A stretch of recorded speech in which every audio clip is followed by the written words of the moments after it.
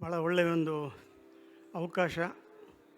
ಕೆಲವೇ ಪದ್ಯಗಳಲ್ಲಿ ನಿಮ್ಮನ್ನು ರಂಜಿಸೋದಕ್ಕೆ ನಾನು ಪ್ರಯತ್ನ ಪಡ್ತೀನಿ. ಎಲ್ಲವೂ ಆಗೋದಿಲ್ಲ, ಟೈಮು ಎಷ್ಟು ಅಂತ ಗೊತ್ತಿದೆ ನನಗೆ. ನಾನು 33 ವರ್ಷ ಆಕಾಶವಾಣಿಯಲ್ಲಿದ್ದರಿಂದ ಒಂದೊಂದು ನಿಮಿಷವೂ ಕೂಡ ಭಾಳ ಅಮೂಲ್ಯ ಅಂತ ನಾನು ಭಾಗವಹಿಸ್ತೀನಿ. ಬಿಗಿನಿಂಗಿನಲ್ಲಿ ನಾನೊಂದು 3-4 ಪದ್ಯ ಪ್ರಾರ್ಥನೆ ಪದ್ಯಗಳನ್ನು ಹೇಳ್ಬಿಟ್ಟು ಆಮೇಲೆ ನಾನು ಕಥಾಭಾಗಕ್ಕೆ ಹೋಗ್ತಾಯಿದ್ದೀನಿ.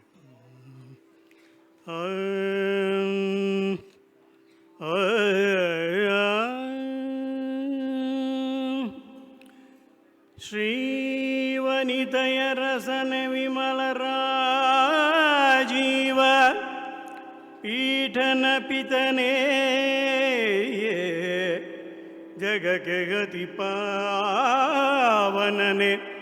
ಸನಕಾದಿ ಸಜ್ಜನ ನಿಕರದಾತಾರ ರಾವಣಾಸುರಮಥನ ಶ್ರವಣ ಸುಧಾ ವಿನೂತನ ಕಥನ ಕಾರಣ ಕಾವುದಾನತ ಜಗವ ಕಾವುದು ಆನತ ಜನವ ಗದುಗಿನ ವೀರ ನಾರಾಯಣ ಶರಣ ಸಂಗವ್ಯಸನ ಭುಜಗಾಭರಣ ಅಮರ ಕಿರೀಟ ಮಂಡಿತ ಚರಣ ಚಾರು ಚರಿತ್ರ ನಿರುಪಮ ಭಾಳ ಶಿಖಿನೇತ್ರ ಕರ್ಣ ನಿರ್ಮಲಾಯ ಭಜಕರಗ ಸಂಹರಣ ದಂತಿ ಚ ಮೂರು ಚರ್ಮಾಂಬರನೆ ಚರ್ಮಾಂಬರನೆ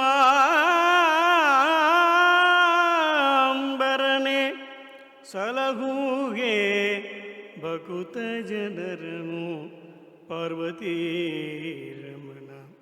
I have selected Shankarabharana for Shankara for this.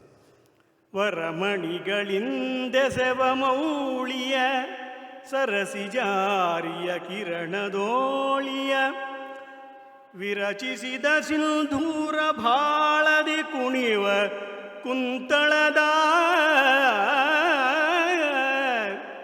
ಕರಿನಿಭಾಕೃತಿಯ ನಿಪವದನದ ಕರದ ಪಾಶದ ಮೋದಕದ ವಿಸ್ತರದ ಗಣಪತಿ ಮಾಡಿಮಗೆ ನಿರ್ವಿಘ್ನದಾಯಕವ ವಾರಿಜಾಸನೆ ಸಕಲ ಶಾಸ್ತ್ರ ವಿಚಾರದುದ್ಭವೇ ವಚನ ರಚನೋದ್ಧಾರೆ ಶ್ರುತಿ ಪೌರಾಣದಾಗಮ ಸಿದ್ಧಿದಾಯಕಿಯೇ ಶೌರಿ ಸುರಪತಿ ಸಕಲ ಮುನಿಜನ ಸೂರಿಗಳಿಗನುಪಮದ ಯುಗುತಿಯೇ ಶಾರದೆಯೇ ನರ್ತಿಸುಗೆ ನಲಿದು ಒಲಿದು ನರ್ತಿಸುಗೆ ನಲಿದು ಒಲಿದು ಎನ್ನ ಜಿಹ್ವೆಯಲ್ಲಿ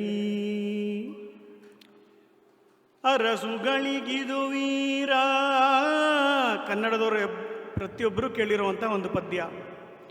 ಅರಸುಗಳಿಗಿದು ವೀರ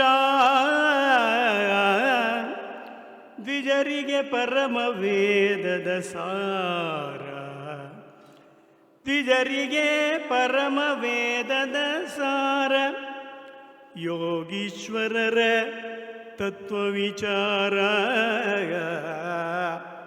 ಮಂತ್ರಿ ಜನಕ್ಕೆ ಬುದ್ಧಿಗುಣ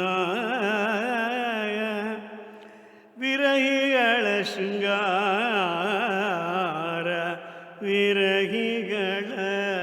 ವಿರಹಿಗಳ ಶೃಂಗಾರ ವಿದ್ಯಾ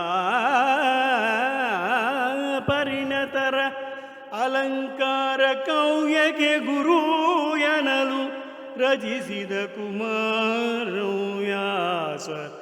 ಭಾರತವ ತಿಳಿಯ ಹೇಳುವೆ ಕೃಷ್ಣ ಕಥೆಯನು ಇಳೆಯ ಜಾಣರು ಮೆಚ್ಚುವಂತಿರ ತಿಳಿಯ ಹೇಳುವೆ ಕೃಷ್ಣ ಕಥೆಯನು ಕೃಷ್ಣ ಮೆಚ್ಚಲಿಕೆ ತಿಳಿಯ ಹೇಳುವೆ. ಹಲವು ಜನ್ಮದ ಪಾಪ ರಾಶಿಯ ತೊಳೆವ ಜಲವಿದು. ಶ್ರೀಮದಾಗಮ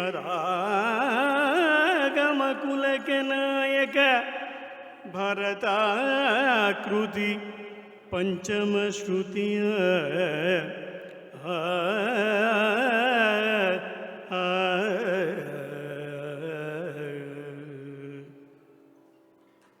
Thank you. As you can see, the Kumaravyasa Bharata is enjoyed like this, with the Gamaka Vachana and a commentary in Kannada by a Vidwan. I'm not a Vidwan, and I'm not giving a commentary in Kannada because this is an English book, and also the audience is cosmopolitan, and therefore I will give a commentary in English. And it's an innovative attempt, and I'm sure there will be more of this in future. As you can see, he talked about the poem as Krishna Kathe. Tiliya heluve Krishna Katheyanu. I will tell the story of Krishna. And that is one of the innovative aspects of Kumaravyasa Bharata, where the hero of the epic is Krishna. The whole thing is actually manipulated by Krishna. He is the Kapata Nataka Sutradhari.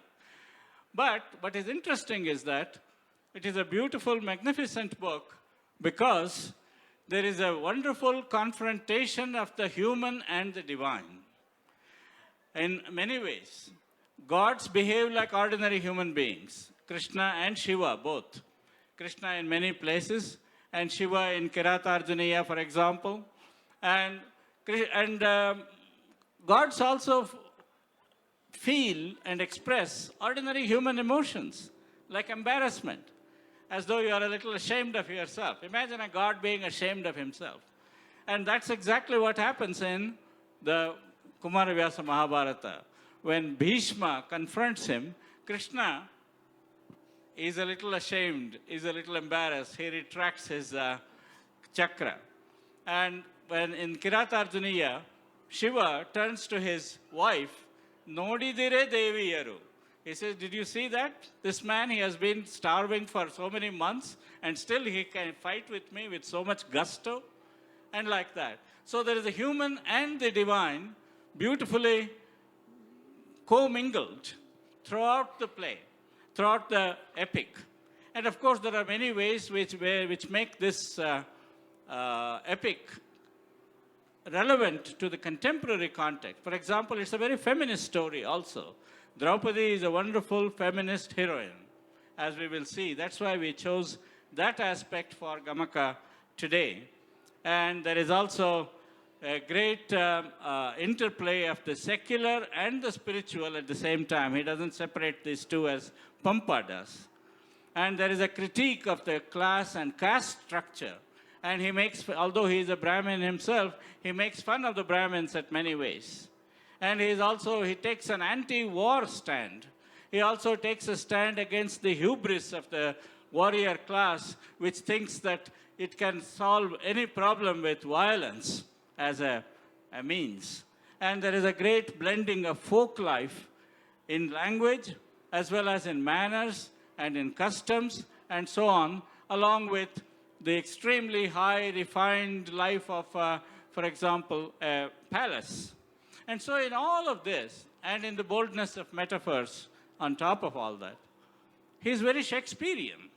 That's why I wrote, I called my talk, if Shakespeare wrote an epic, what would it sound like? This is what it would sound like. So we have chosen two sections, one section from the first Adi Parva and one section from the Sabha Parva, both of them having to do with Draupadi. And just a few stanzas we will read from each of them, 6 or 7. And I will just give you the English translation for the Kannada Gamaka that he will give. Heli sir. ಪರಿಮಳದ ಪರಮಾಣುಗಳ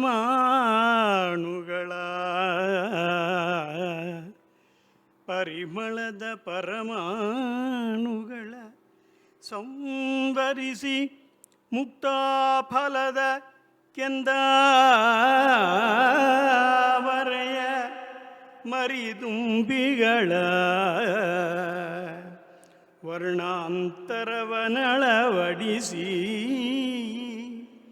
ಸರಸವೀಣಾಧ್ವನಿಯ ಹಂಸಯ ಗರ್ವ ಗತಿಗಳನಾಯ್ದು ಮನ್ಮಥವರ ವಿರಿಚಿಯೇ ಸೃಜಿಸಿದನು Panchala ನಂದನೆಯ. This is a description of Draupadi, how beautiful she was. And in a typical Kumaravyasa vein, what he does is he shows that her beauty appeals to all the senses, not just one. As you see from each description, we have tried to capture every single word from the single nuance of meaning from the original. Assembling, this is the translation. Parimalada paramaluಗಳ ಸಂವರಿಸಿ, assembling the atoms of fragrance. To start with the fragrance. Collecting the colors of pearls. ಮುಕ್ತಾಫಲದ ಕೆಂದಾವರೆಯ ಮರಿದುಂಬಿಗಳ ವರ್ಣಾಂತರವನ್ನು ಅಳವಡಿಸಿ. Collecting the colors of pearls, red lotuses and small bumblebees. And ಸರಸ ವೀಣಾಧ್ವನಿಯ ಹಂಸೆಯ ಗರುವ ಗತಿಗಳನಾಯ್ದು, gathering sweet notes of the veena and selecting the graceful gait of swans, it seemed Manmatha ವರ ವಿರಿಂಚಿಯ ಸೃಜಿಸಿದನು Panchala ನಂದನೆಯ. It seemed as if Brahma himself, as God of love, had created Draupadi. ನಾರಿಯನು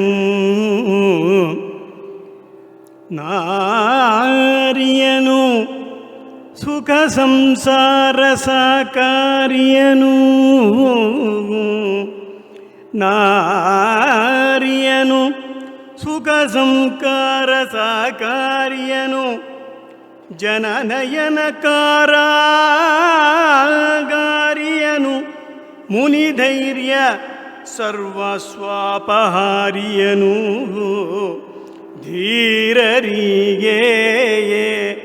ಧೀರರಿಗೆ ಮಾರಂಕವನು, ವರಪಾರಿಕಾಂಕ್ಷಿಯ ಚಿತ್ತಚೌರ್ಯ ವಿಹಾರಿಯನು, ದ್ರೌಪದಿಯನು ಅಭಿವರ್ಣಿಸುವಡೆ ಆರು. This is a typical rhetorical devices he uses. Constantly he keeps saying, how can I describe this? Who can do, this is the translation, who can do justice in describing Draupadi, who is the embodiment of all marital bliss, samsara sukha sakari, who is the embodiment of all marital bliss, who is the prison house of all beholders' eyes. So once you look at her, your eyes are imprisoned in her. Who is the prison house of all beholders' eyes, who plunders the fortitude of all sages. So all these sages who think that they have controlled their senses, it's for no use with her. Who is a fitting adversary for all the brave people, and who rejoices in stealing the hearts of ascetics, he says. ಚಲುವಿಕೆಯ ಚೈತನ್ಯವು, ಚಲುವಿಕೆಯ ಚೈತನ್ಯವು, ಪರಿಮಳದ ಪುತ್ಥಳಿಯೋ, ಲತಾಂಗಿಯ ಸುಳಿವೋ,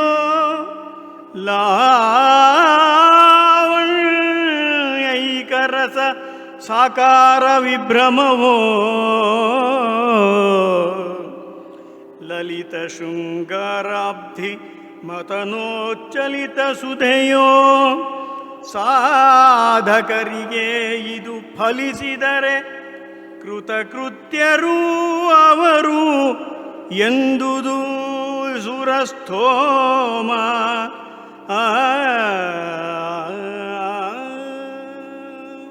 The gods assembled in the skies themselves praise her beauty.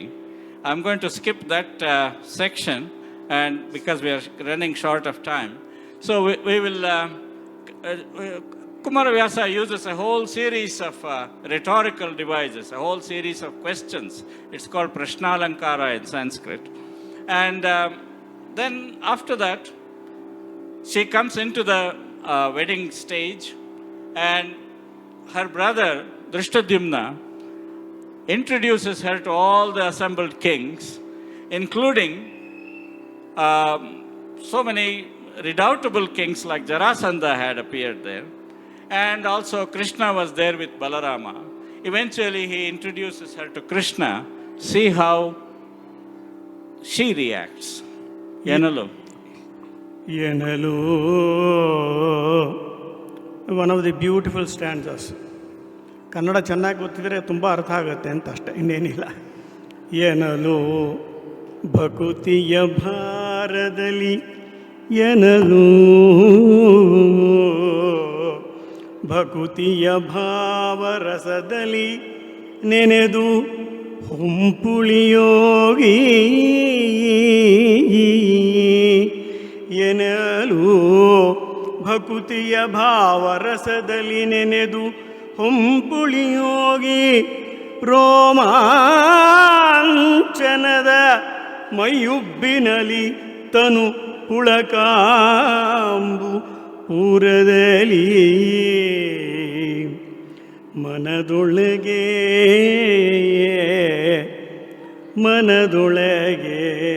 ವಂದಿಸಿದಳು, ಮನದೊಳಗೆ ವಂದಿಸಿದಳು. ಎನಗೆ ಈತನಲ್ಲಿ ಗುರುಭಾವ ಸಂಜನಿಸಿತು,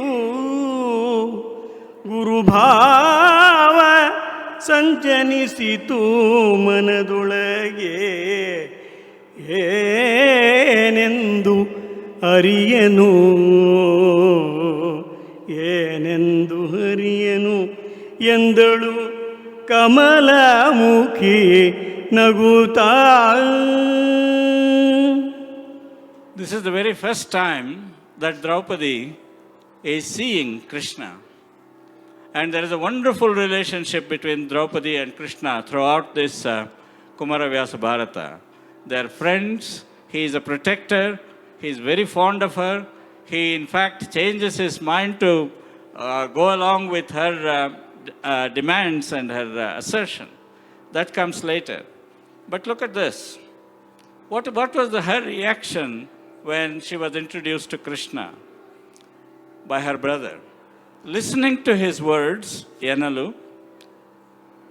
the lotus-faced Draupadi, Kamalamukhi, was drenched in the feeling of bhakti. It was hard to translate the word bhakti, but we have elsewhere. Bhakutiya bhava rasadali nenedu. Notice the word nenedu. So we have said drenched. She was drenched in the bhakutiya bhava rasadali, in the feeling of bhakti. Her body tingling, swelling with ecstasy, and glistening with perspiration, because it talks about Pulakambu. Pulakambu Puradali.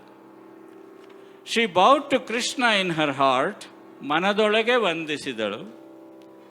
Enag Etanali Guru Bhavaneya Mati.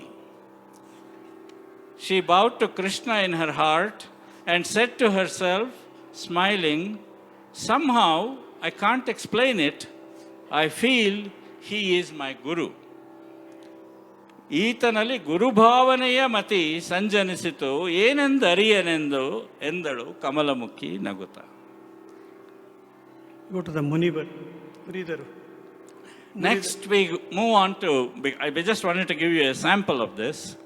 We move on to the second Parva, Sabha Parva, where, the famous episode in which she is dragged into the Sabha or assembly. We call it the Book of Assembly. And sorry, before we do that, sorry, I skipped some. So in this wedding itself, all the Kshatriya kings failed to lift that bow. Finally, it's thrown open to the Brahmins and everybody else. So one of the Brahmins, Arjuna, gets up. And before that, all the Brahmins who are gathered there, they say, why should we worry about that? It's not for us. We cannot prove ourselves by lifting the bow and hitting the contraption. So they are talking about themselves. This is an example of how Kumaravyasa makes fun of Brahmins. Here, Vachana Shuraru.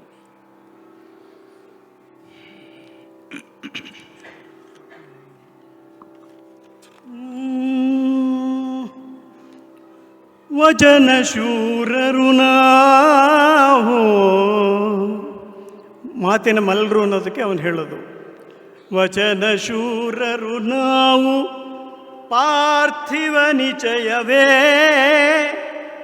ಭುಜ ಶೂರ ನಿಬರ ಅಚಲದನು ಭಂಗಿಸಿತು ನಮಗೆ.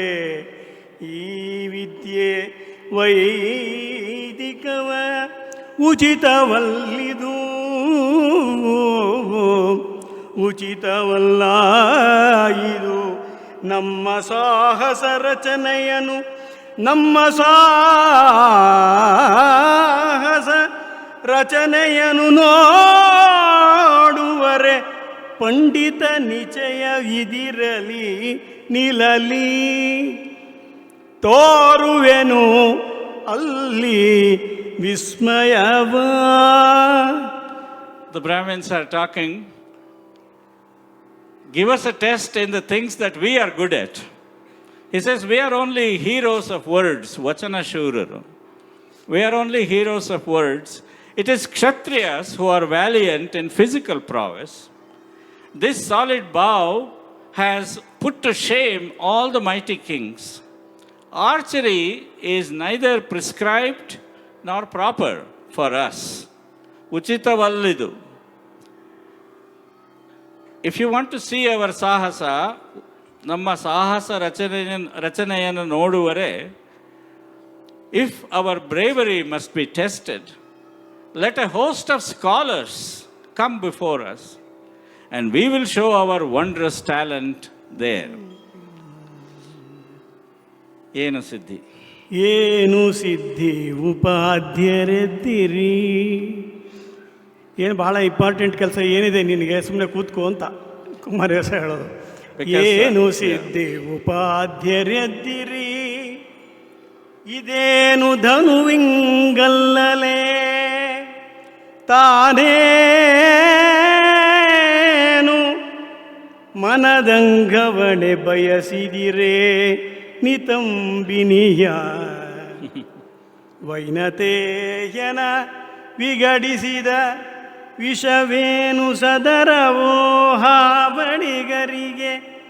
ಇದೇನು ಇದೇನು ಇದೇನು ಇದೇನು ನಿಮ್ಮುತ್ಸಾಹ ಎಂದುದು ಧೂರ್ತ ವಟುನಿಕರ. Arjuna gets up. Remember, he is dressed as a Brahmin. They have just come from Ekachakrapura with Bakasura and all that. So he gets up and all the Brahmins are scandalized. They say, what is he doing getting up? Observing him getting up, some mischievous Brahmin youths, Dhurta Vatu Nikara, some mischievous Brahmin youths railed, what master? Enu Siddhi Upadhyaru, he calls. What master? Why have you gotten up? Not to lift the bow, we hope. What is on your mind? Is it the lovely princess? Can the venomous serpent, which frightens even Garudas, be caught by a mere snake charmer? What are we to think about this zeal of yours? So they are making fun of him. Itta nodu. So when he gets up, Draupadi's friends are also scandalized. Oh, you are going to marry a Brahmin, so you are going to be a Brahmin woman, Brahmin wife. So they tell her, look at this Brahmin man getting up. Itta nodu. We have short of time. Let us go to Sabha. ಹೌದಾ? Sabha. Yeah, I will just read it out. Yeah, yeah. ಇತ್ತ ನೋಡವು ತಾಯೇ ಹಾರುವರು ಅತ್ತ ಗಡ್ಡದುಪಾಧ್ಯರನು ತಾವೆತ್ತುವರು ಗಡ ಧನವನು ಎನಿಸುವರು ಗಡ ತಿಮಿಂಗಲವ. So they have to cut the whale there. ಹೊತ್ತುಗಳೆವರ ಲೇಸು ಬಳಿಕ ಉತ್ತಮರಲ ವಿಪ್ರನೆನೆ ತಲೆಗುತ್ತಿ ನಾಚಿದಳು. So she is afraid, she is embarrassed and she is a little shy. So a typical gesture. She is scratching the floor in front of her with her toe. Nachidalu ungutadalu autuka mahitalava. So the ground is scratched by her toe. Munde hogoಣ, because we are short of time. We will now move to the Sabha Parva. Yes. She has been dragged into the assembly, and Ali.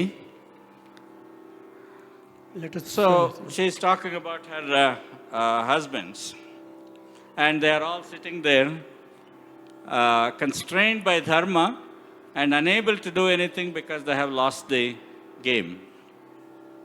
Muridhar. ಮುರಿದರು ಅವನಿ ಬರಮೋರೆ ಮಹಿಪನ ಕೊರಲ ಕೊಂಕಿನಲಿ ಇದ್ದರೂ ಆ ಸೋದರರು ಸಾರವನು ಅಲ್ಲಿ ಕಾಣದೆ, ಸಾರವನು ಅಲ್ಲಿ ಕಾಣದೆ ಭೀಷ್ಮ ಗುರು ಕೃಪರ ಮರಳಿ ನೋಡಿದಳು ಅಗಟ ಗಂಗಾವರ ಕುಮಾರ ದ್ರೋಣ ಕೃಪರು ಈ ಸೆರಗ ಬಿಡಿಸಿರೇ ತಂದೆಗಳಿರ ಎಂದು ಒರಲಿದಳು ತರಳೇ. Duryodhana is pulling her sari. She is looking for help at her husband's and then at the other people. They had all turned away their faces, constrained by the tilt of Yudhishthira's neck. All that Yudhishthira did was to just turn his neck, and that silenced them. Constrained by the tilt of Yudhishthira's neck, the brothers remained silent. Seeing no help there, the young lady looked again to Bhishma, Drona, Kripa, and cried out, "Fathers, make him let go of my sari, please. Seraga bidisire tandegale." And ಒದರಿದಳು ತರಳೆ, ಒರಲಿದಳು ತರಳೆ. ಮುಂದೆ ಕ್ರೂರ.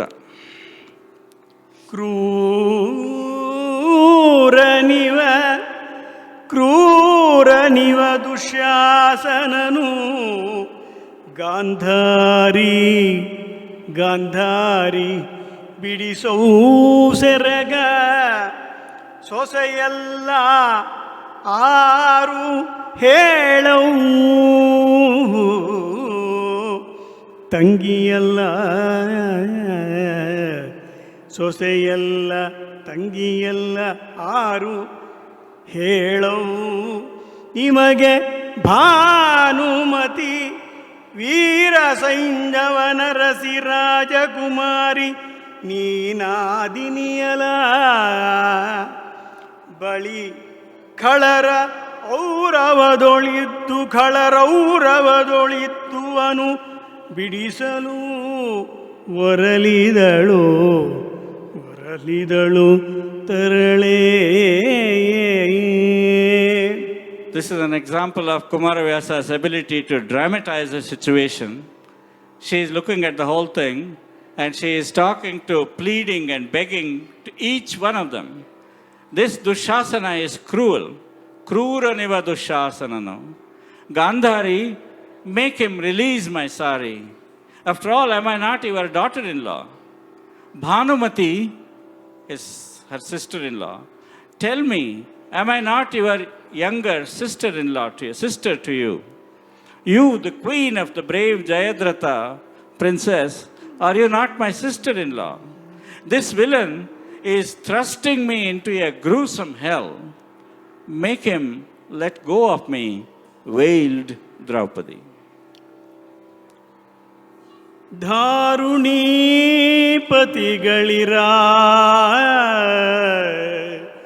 ರಾಜಕುಮಾರರಿರ ಮಂತ್ರಿಗಳಿರ ಪರಿವಾರಗಿದು ಪಂಥವೇ ವಿಚಾರಿಸಿ ನಿರಪರಾಧಿಯನು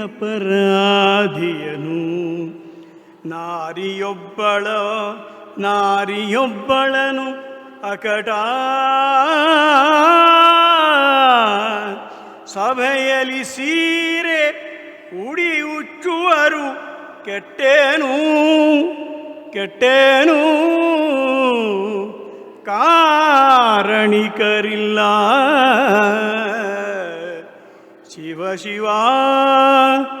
ಶಿವ ಎಂದು ಓರಲಿದಳು ತರಳಿ. She is calling out to the whole world, lords of the earth, princes, ministers, is this the way for any family to behave? Think about it.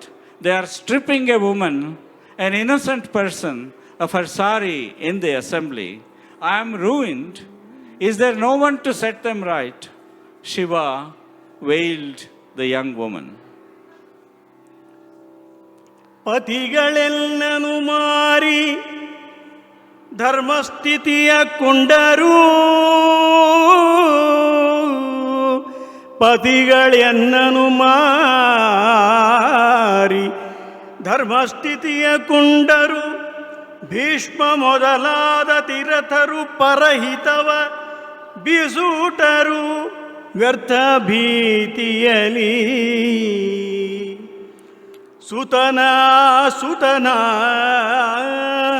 ಸುತನ ಸಿರಿ ಕಡು ಸೊಗಸಲ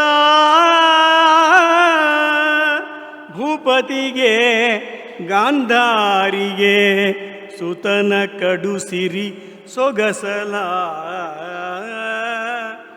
ಅನಾಥೆಗೆ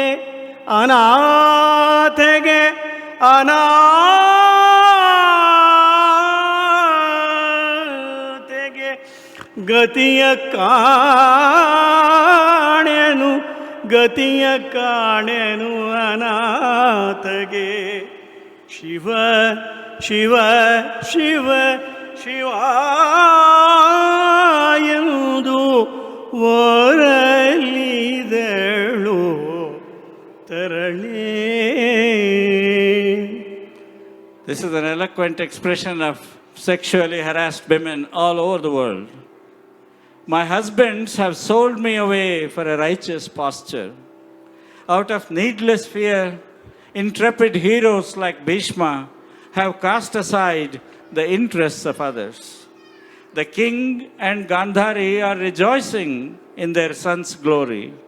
Shiva, this helpless woman has nowhere to turn, wailed the young woman.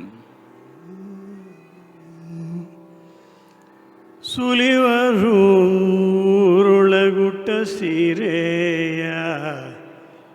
ಊರೊಳಗುಟ್ಟ ಸೀರೆಯ ಸುಲಿವರು ಎಲೆಮುರಾಂತಕ ರಕ್ಷಿಸೈ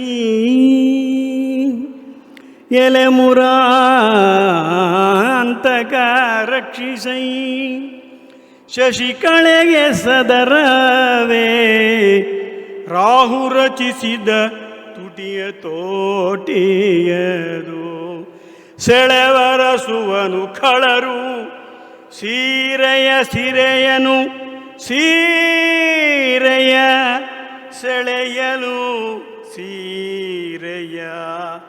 ಸುಲಿದರೆ ಉಳಿಯನು ಕೃಷ್ಣ ಸೀರೆಯ ಸೆಲೆಯಳುಳಿವೇನೆ ಕೃಷ್ಣ ಕರುಣ ಕರುಣಾ ಜಲಧಿಯೇ ಕರುಣಾ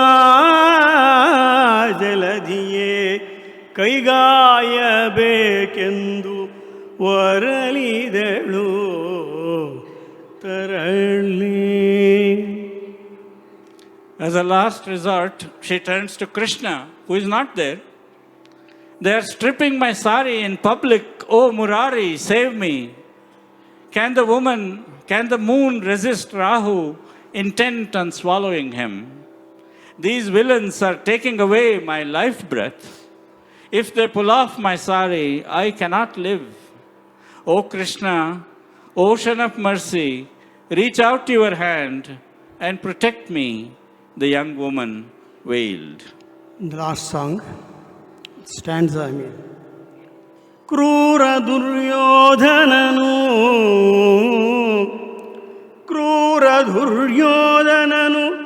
ದೃಪದ ಕುಮಾರಿ ಪಾಂಚಾಲಯನು ಸಭೆಯಲ್ಲಿ ಸೀರೆಯನು ಸುಲಿಯಲ್ಕೆ ಕಾಯೈ ಕಾಯೈ ಕಾಯೈ ಕೃಷ್ಣಾಯಂದೆನುತ ನಾರಿ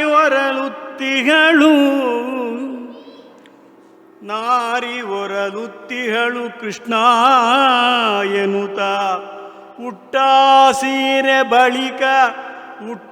ಸೀರೆ ಸೆಳೆಯಲು ಬಳಿಕ ಅಕ್ಷಯ ಸೀರೆಯಾಗಲಿ ಎಂದ ಗದುಗಿನ Veera Narayana.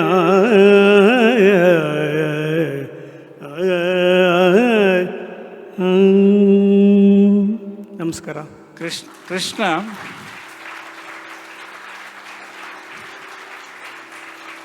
Krishna is explaining, he is with his wife in faraway Dwaraka. He is explaining what's happening. So he tells her, the cruel Duryodhana is having Drupada's daughter Panchali stripped of her sari in the assembly, and she is wailing, protect me, Krishna, while her sari is being pulled away. May it become unending, declared Veera Narayana of Gadagu. Thank you very much for your patience.